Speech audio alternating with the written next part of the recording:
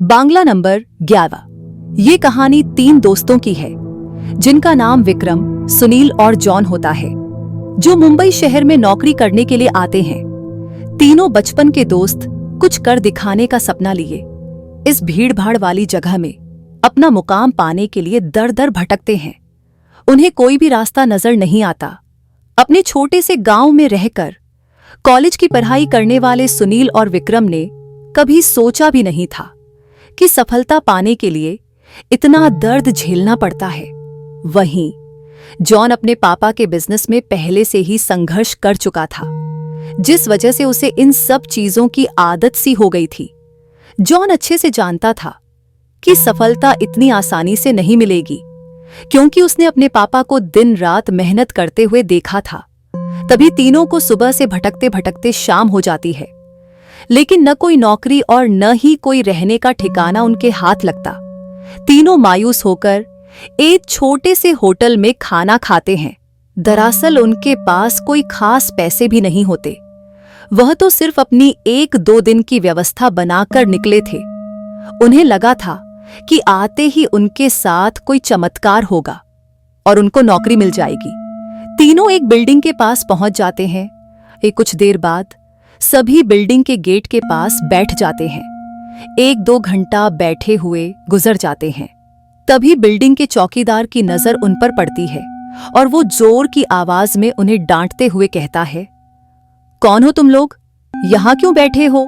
तीनों अजनबी शहर में किसी को पहचानते नहीं और न ही उनका कोई ठिकाना है। तीनों अपनी जगह पर जल्दी खड़े हो जाते हैं और अपनी बात चौकीदार को बताते हैं। चौकीदार को तीनों की हालत देखकर उन पर तरस आता है। उसे एहसास होता है कि कुछ सालों पहले ऐसे ही वो काम मांगने आया था। तब किसी ने उसे सहारा दिया था और आज कम से कम वो इतने बड़े शहर में छोटे से काम के साथ जीवन यापन कर पा रहा है। जॉन उन तीनों में थोड़ा समझदार होता है। वो चौकीदार से कहीं रहने के जगह की बात कहता है, क्योंकि उसे पता है कि अभी उनकी हालत किराया देने की नहीं है, तो उन्हें कोई किराया से कमरा क्यों देगा।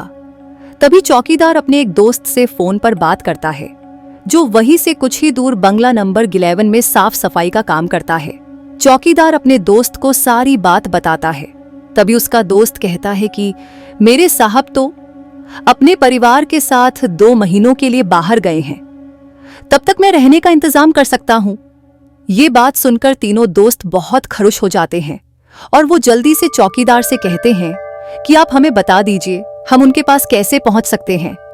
चौकीदार कहता है कि वह बंगला थोड़ा दूर है, रात को वहां कोई टैक्सी ऑटो भी नहीं मिलेगा। आज तुम लोग यही सो जाओ, कल सुबह हम साथ चलेंगे। तीनों उसकी बात मान जाते हैं।